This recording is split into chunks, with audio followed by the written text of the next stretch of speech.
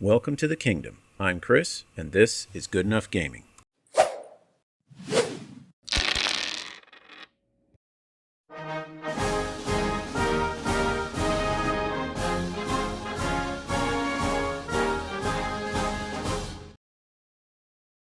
Howdy folks, and welcome to part 4 of our OPR World Book Deep Dive for the Grimdark Future.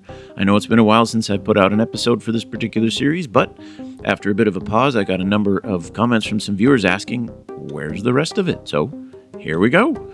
So in the previous videos, we learned about the human civil war, we learned about the wormhole that brought a little sampling of humanity to the Sirius sector, and we learned a little bit about the conditions in the Sirius sector around the time of humanity's arrival.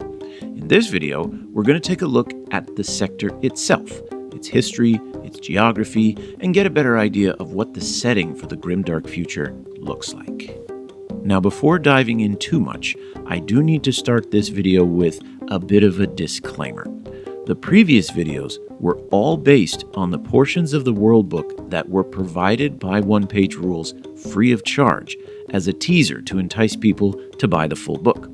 So I could use pretty much whatever art, passages, and other content I wanted, since anybody with internet access could download and read everything that I was talking about themselves.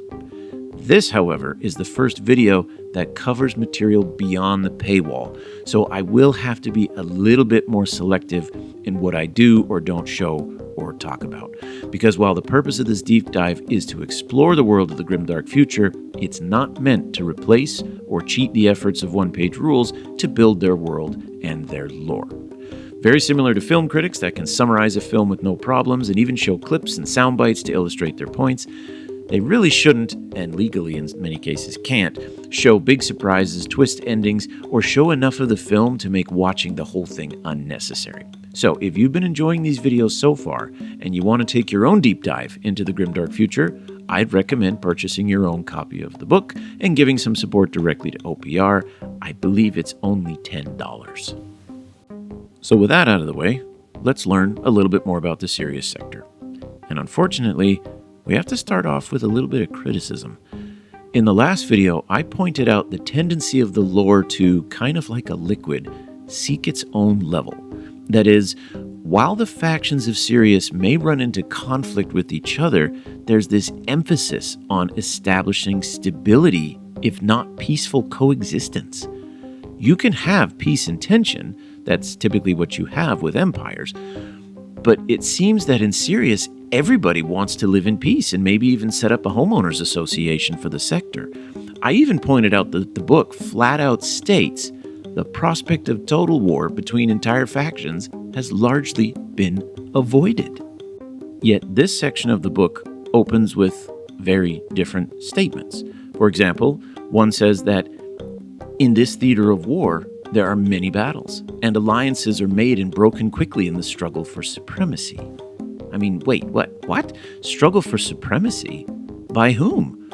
We saw previously that the alien hive's invasion created an existential crisis for almost every other faction in Sirius, but was then utterly deflated once the Tao learned to communicate with the alien hive, and it turns out they just wanted to borrow a cup of sugar. I mean, who else is trying to dominate? The Protectorate? Perhaps, but they don't have the manpower to dominate and conquer the entire sector. Their goal seems to be solidifying control over what they currently have, and maybe getting a bit of revenge on the Human Defense Force. As for the HDF, they seem to have nestled into place and haven't exactly expressed dreams of conquest. The Robot Legions just want to find their own space, no pun intended. The High Elves are still trying to figure out what the heck happened with the Robot Legion and to pick up the pieces of their shattered empire. The only faction that could be a continual source of conflict maybe could be the Havoc Brothers, but like the Protectorate, they seem much more interested in raiding nearby enemies rather than forming any kind of long-term plan of conquest or even just destruction for its own sake. Personally, I think turning the Havoc Brothers into what Dungeons & Dragons players would call chaotic evil and making them the ever-present threat throughout the Sirius sector would be a great idea. That, combined with leaving the alien hives as another ever-present threat, and then you've got a situation where alliances will be made and broken with the winds of war. And if that sounds too close to another lore setting in the grimdarkness of the far future, then make it some other faction. The point is, there needs to be tension. And without any honest-to-goodness threat to the stability of the entire sector, you just end up with playground politics. The only other potential for sector-wide conflict comes from the Soul Snatchers, who've managed to infiltrate multiple civilizations and work their little machinations, steering governments and altering societies. Now that could prove a source for continual and wide-scale warfare, but other than that, there's no major conflicts in Sirius, yet we're told that there's constant conflict. So which one is it? Is there constant squabbles and minor skirmishes, but nothing bigger than that? Now, I'm not trying to say that One Page Rules has dug themselves into a hole. The orcs have a major beef with the dwarves because of the Radiance Cascade. The robot legions are fighting a war of independence with the High Elves, while to the High Elves, it's a war to preserve the scraps of what was once a highly advanced civilization and a cultured empire. The various human factions brought their civil war with them, so there's fertile ground for continual conflict there. As I just mentioned, the only tension or conflict that isn't localized or limited to just a few factions are the Soul Snatchers. But imagine if there had been no communication with the alien hives, or that when contact was made, the alien hives had a message similar to the aliens from Independence Day. What is it you want us to do?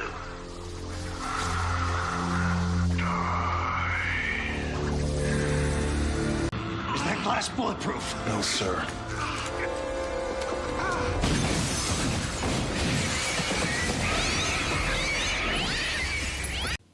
Then you have random raids by Havoc all over the sector for no other reason than that's what Havoc does. Like the Joker. They just want to watch the world burn. And then with those outside threats, there's also the constant fear of internal corruption from the Soul Snatchers. And on top of that, you have the old grudges between the orcs and the dwarves, robots and elves, humans and humans. That is a setting for a war game where any kind of battle can take place between any faction, even within the same faction, and it all fits in. So in a way, it seems to me that One Page Rules is trying to have its cake and eat it too. They want a galaxy at war, just not a really big war, and not a war that lasts for too long. No single faction ever threatens to overwhelm the others.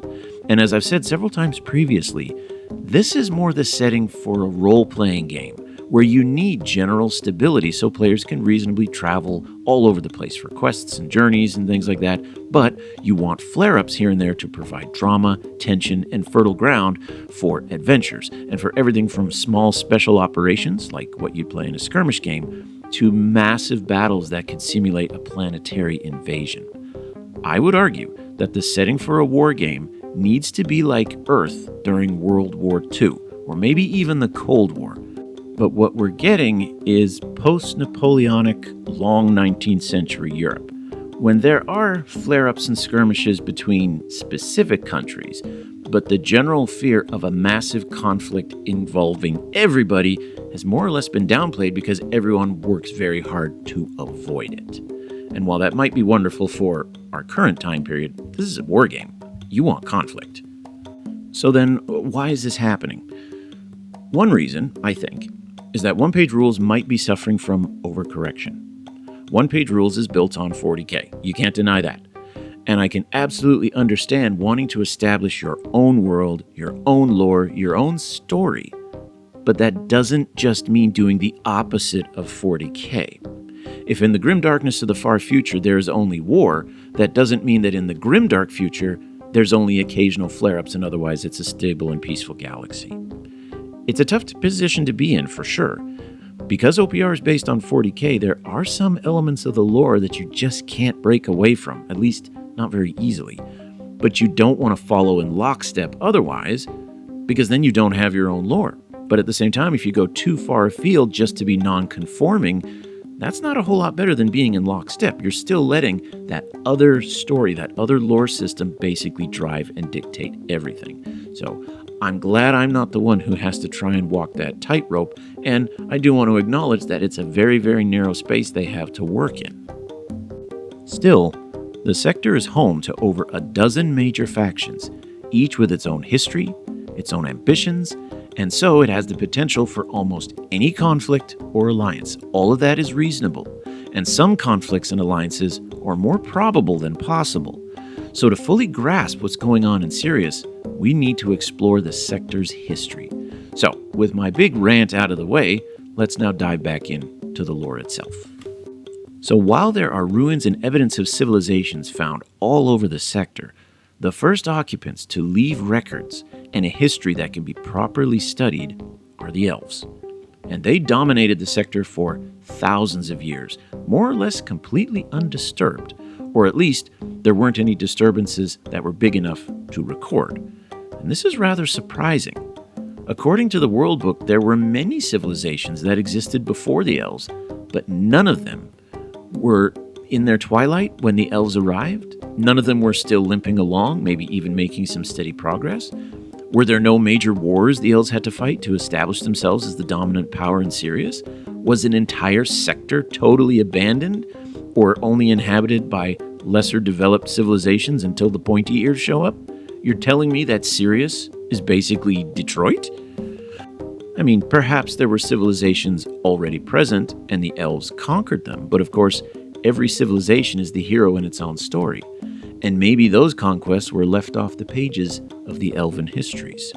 The World Book refers to the elves as the, quote, primary power in the sector, which suggests that there were other races and cultures, but they didn't have the power of space travel.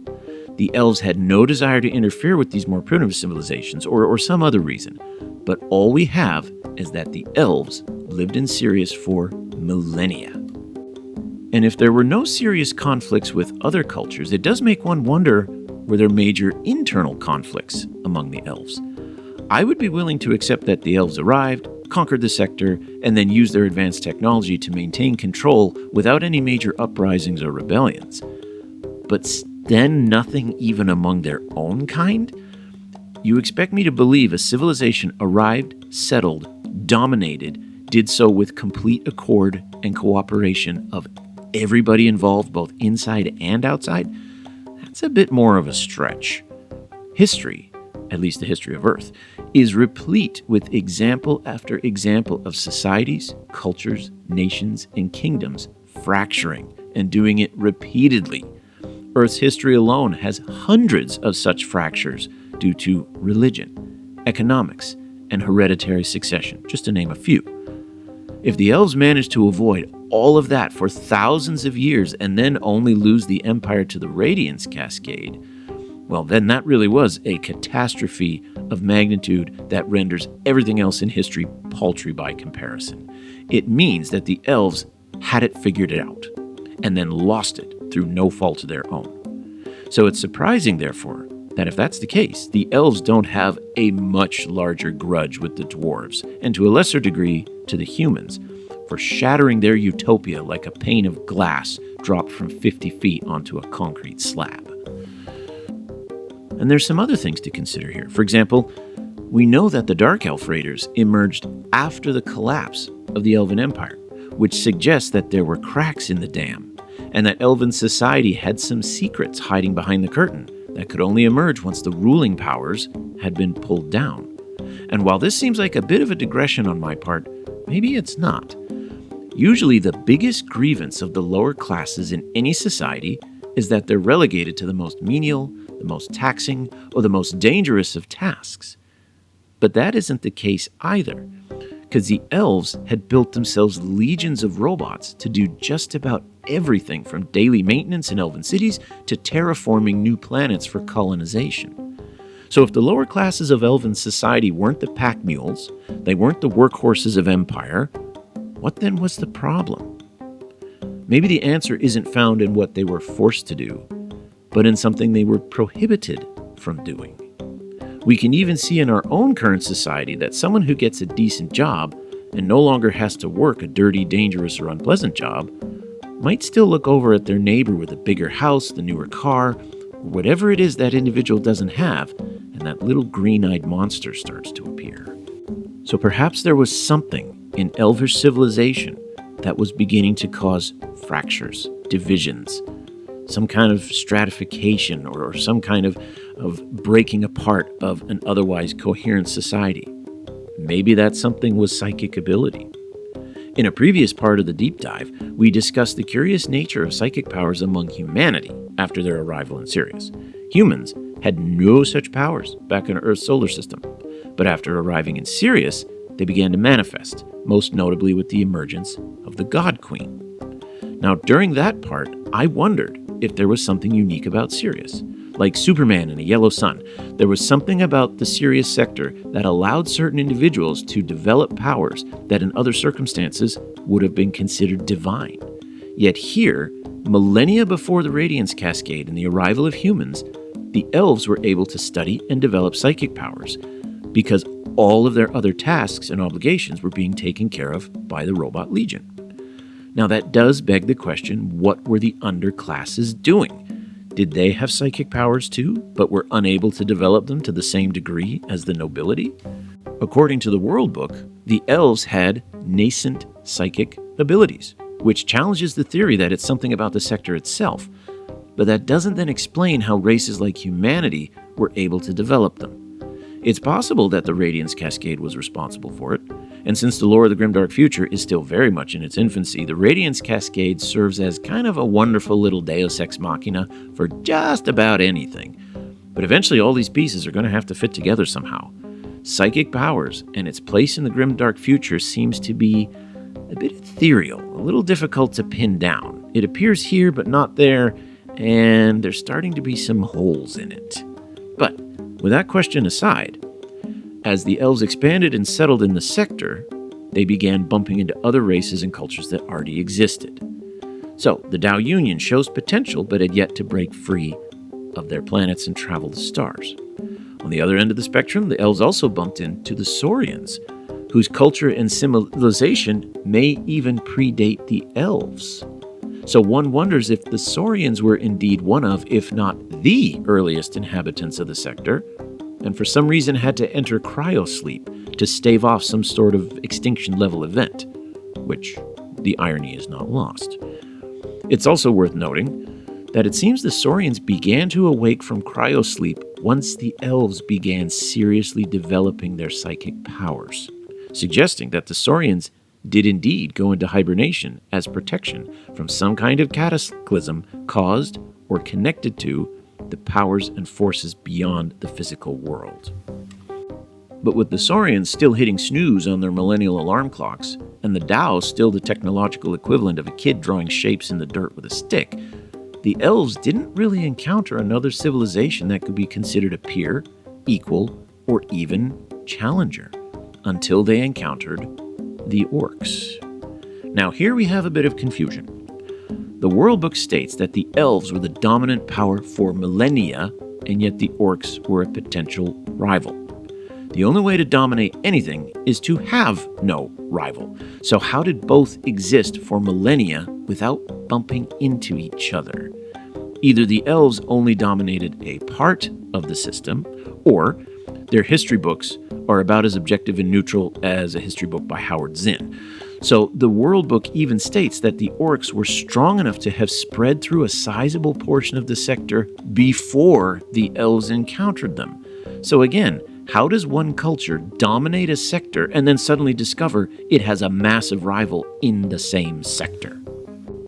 So while those questions remain open, there are a few things that are known a little more for certain. One of which is that the elves benefited from the internal squabbles and conflicts that kept the orcs from uniting. Rival clans, old grudges, made sure that the orcs fought against each other as much as outside forces. But this also suggests that the orcs were more than rivals to the elves. Possibly, they were an existential, or at least a very serious threat. And the only thing that kept them at bay was their own cultural baggage, not the skill or power of the elves. So this meant that fighting between the elves and the orcs never reached full-scale war, but instead was limited to regional conflicts, or at least planetary conflicts, especially raids and attacks by upstart orc bosses who wanted to make a name and a reputation for themselves. But there is, however, one problem with how the World Book describes this sporadic conflict. According to the book, the orcs would hide or disguise their clan allegiances so the elves wouldn't know which clan to punish or seek retribution against. Perhaps.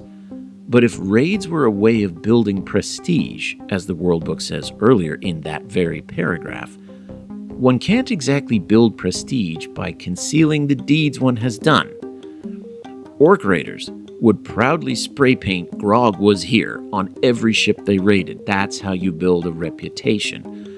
I really have trouble imagining clans taking rival clans at their word when claiming to have conducted some daring raid or looting some huge treasure trove simply because a rival war boss said, "I did it." So then, how did the elves deal with their little space Viet Cong problem? They negotiated? Essentially, the elves invited the larger clans over for tea and space crumpets, offering them rewards for turning in the raiders. I'm sorry, but after describing your orc culture as a proud warrior culture based on prestige gained from fighting, raiding, and looting, yet these same orcs will sell out their own kind, I don't know. I'm afraid this is another example of the complaint I spent the first part of the video exploring. The tendency of OPR is towards peace and stability, which doesn't sound like a very grimdark future. It sounds more like geopolitics as usual. Tensions flare up here and there, but in the end, everyone tries to find a diplomatic solution and go about their business. The only race in the early history of Sirius that seems to be stirring things up at all are the Saurian Starhost, who begin spreading warnings to all the other races of Sirius of an impending doom. But of course, nobody listens. The larger question is, what exactly did they know, and how did they know it? The Star Host had been asleep for thousands of years and suddenly wakes up and is immediately cognizant of impending doom and runs down the street yelling about the sky falling. Two predictable results. What's interesting, however, is that the Star Host specifically warned the orcs and the dwarves that the ongoing war between them would lead to catastrophe. Now that's impressively specific. When the warning went unheeded, the Star Host returned to their seclusion. It makes me wonder, were the Star Host warning, or were they directing? Whether they were acting like a concerned neighbor or acting like a scheming mastermind, their predictions came true. The unified orc clans were more than the dwarves could manage, and one by one, the dwarves began losing worlds. So the dwarves, hoping that their mining operations would create a sort of scorched earth effect and slow down the advance of the clans, didn't work. Instead, the orcs gained more momentum as they recaptured their planets and witnessed the full extent of dwarven industry, much like the Ents felt towards Saruman at Isengard. Now, with the war turning decidedly against the dwarves, they sought salvation in experimental technology, trusting in the old adage that with great risk comes great reward. What they developed and what it resulted in are the topics for the next video. So until then, thank you very much for listening, keep your dice on the table, and I'll see you on the next one.